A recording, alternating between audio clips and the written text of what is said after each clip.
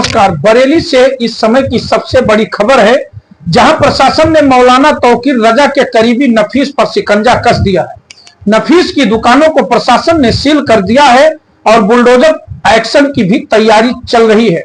नफीस, जो कि मौलाना तौकीर रजा का बेहद करीबी माना जाता है, उसने मजार के पास करीब 3 दर्जन दुकानें बनाई थी और इन्हीं दुकानों से हर महीने लाखों रुपए का किराया वसूला जाता था। लेकिन अब प्रशासन ने इन दुकानों को खाली कराने का आदेश दे दिया है।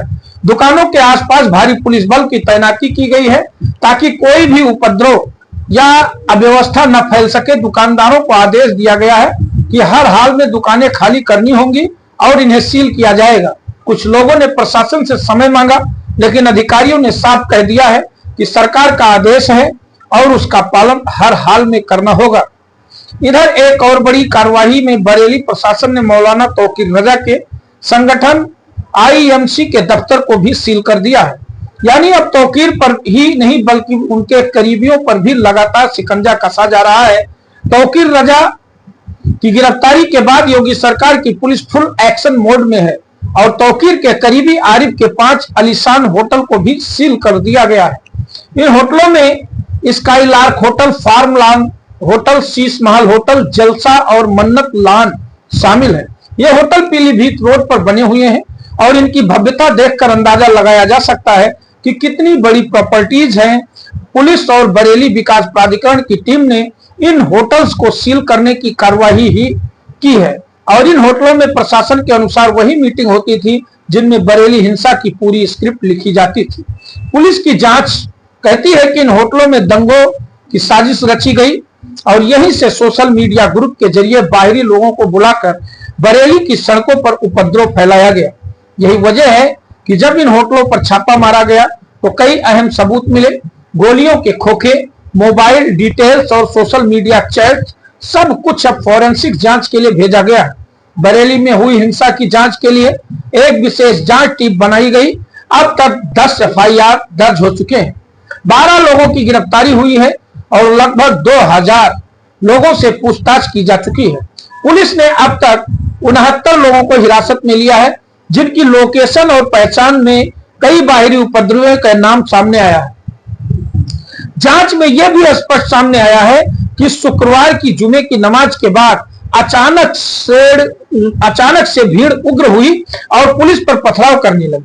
सब पहले यह तय किया गया था, सोशल मीडिया के जरिए माहौल बिगाड़ने का कोशिश की गई और यही वजह है कि प्रशासन ने इंटरनेट सेवाओं को बंद कर दिया ताकि किसी भी तरह की अफवाह न फैल सके। बरेली के चप्पे चप्पे पर पुलिस का सख्त पहरा है और ड्रोन कैमरे से निगरानी की जा रही है। हिंसा के दूसरे मास्टरमाइंड नदीम को भी पुलिस ने दबोच लिया है। नदीम वही शख्स है जिसने सोशल मीडिया ग्रुप बनाकर भीड़ जुटाई और हिंसा भड़काई। पुलिस को उसके मोबाइल से कई अहम सबूत मिले हैं। अब तौकीर रजा फिलहाल न्यायिक हिरासत में है, लेकिन उनके करीबियों पर लगातार कार्रवाई हो रही है।